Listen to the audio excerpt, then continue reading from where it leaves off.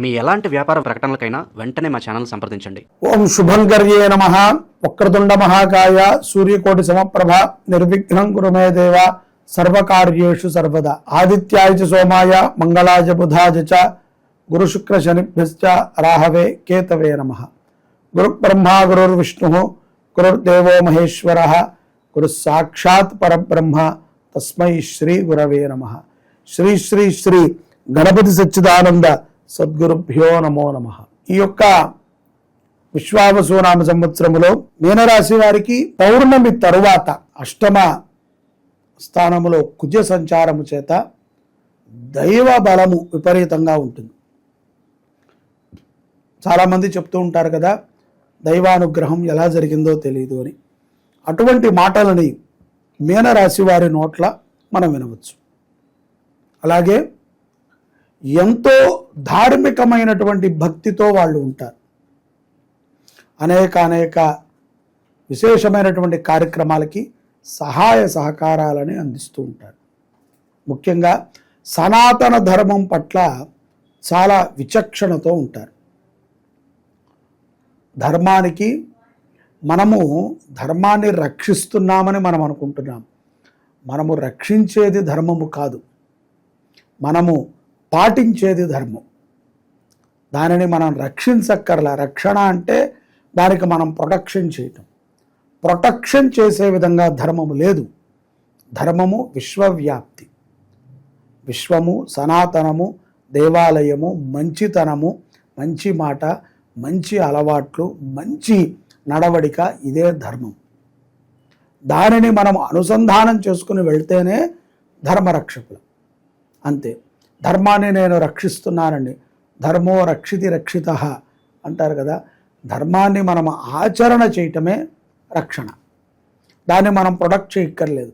దాన్ని నాశనం మనం చేద్దాం అనుకున్నా కాని పని. కాబట్టి మీనరాశిలో ఉన్నటువంటి ఉద్యోగస్తులు కానీ వ్యాపారస్తులు కానీ సనాతన ధర్మం పట్ల చాలా అవగాహన కలిగి ఉంటారు. వారికి వచ్చేటువంటి జీతంలో కొంత భాగాన్ని, సంపదలో కొంత భాగాన్ని ధర్మానికి ఖర్చు పెడతారు అనటంలో ఎటువంటి అతిశయోక్తి లేదు.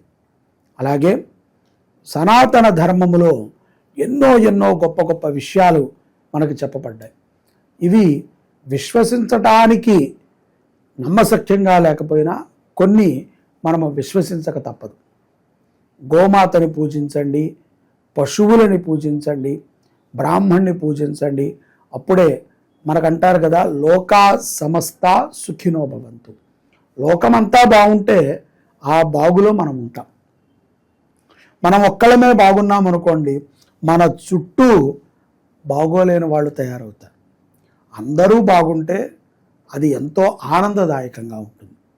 అందరూ ఆరోగ్యంగా ఉంటే అందరికీ మంచిది. ఎవరికైనా ఒకరికి కరోనా వచ్చిందనుకోండి, అందరం మాస్క్ పెట్టుకుంటాం. ఆ కరోనానే రాకుండా మనం చూడగలిగితే మనము రక్షింపబడిన వాళ్ళం అవుతాం. అలాగే మన చుట్టూ ఉండేటువంటి సమాజం బాగుండాలి. మన చుట్టూ ఉండేటువంటి ప్రజలు, భక్తులు, జనాలు అందరూ బాగుండాలి. ఎప్పుడూ కూడా సత్కర్మని చేసే విధంగా మన ఆలోచన ఉండాలి. హాని కలిగించే విధంగా ఉండకూడదు. చాలా మాధ్యమాల ద్వారా మనం తెలుసుకుంటున్నాం, చూస్తున్నాం. మనుషులు క్రూరత్వానికి దగ్గరైపోతున్నారు. క్షణక ఆవేశంలో ఏ తప్పు చేస్తున్నామో తెలియకుండా చేస్తున్నారు. కాబట్టి ప్రతి వాళ్ళని మనం మార్చలేము, కానీ మన చుట్టూ ఉన్నటువంటి వారిని మనం మార్చుకోవచ్చు. ముఖ్యంగా మన పిల్లలని ఇంట్లో ఫోన్ వాడకుండా మనం చూడగలిగితే గుడికి వెళ్ళినప్పుడు వాడరు. అలాగే పెద్దలతో మాట్లాడేటప్పుడు వాళ్ళ ముఖము చూసి మాట్లాడే విధానాన్ని నేర్పాలి. అంతే తప్ప ఏదో తప్పు చేసిన వాళ్ళలాగా భూమిని అటు ఇటు చూడకూడదు. ఇటువంటి చిన్న మార్పులతో పిల్లల యొక్క భవిష్యత్తుని కూడా మీనరాశి జాతకులు తీర్చిదిద్దుకోవచ్చు. మన ఇంట్లో అనేక సమస్యలు ఉంటూ ఉంటాయి. ఆ సమస్యలకి దైవ బలముతోనే మనము విజయాన్ని పొందాలి తప్ప అధైర్యవంతులమయ్యి ఇది కాదులే ఇంకొకటి, అది కాదులే ఇంకొకటి అని మనం ఆలోచన చేయకూడదు. ముఖ్యంగా మన స్థితికి తగ్గ విధంగా, మన స్తోమతకి తగ్గ విధంగా మనము నడుచుకున్నప్పుడు అన్నీ కూడా సక్రమంగా ఉంటాయి. మీనరాశిలో ఉన్నటువంటి విదేశస్తులకి కొన్ని జాగ్రత్తలు అవసరం.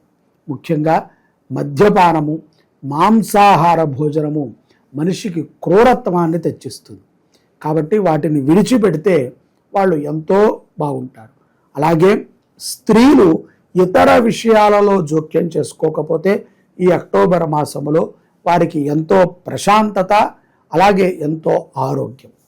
ఋతుస్రావ సమయములో రక్త సంబంధితమైనటువంటి పీడితమైనటువంటి బాధలు మరింత ఎక్కువ అవుతాయి.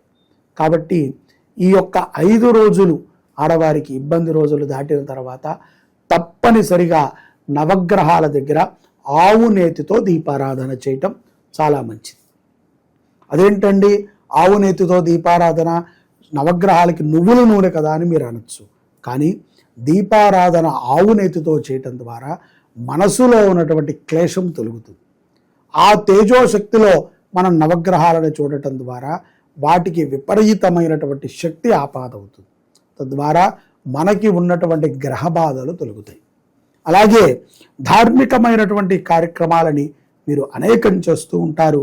మీనరాశి జాతకులు అక్టోబర్ నెలలో చండీ హోమాన్ని కూడా చేయించండి. శ్రీ శుభంకరి సేవా సమితి సెప్టెంబర్ 22వ తారీఖు నుంచి అక్టోబర్ 2 వరకు దేవీ నవరాత్రుల్లో శతచండీ యాగాన్ని శుభంకరి దేవస్థానంలో చేస్తారు.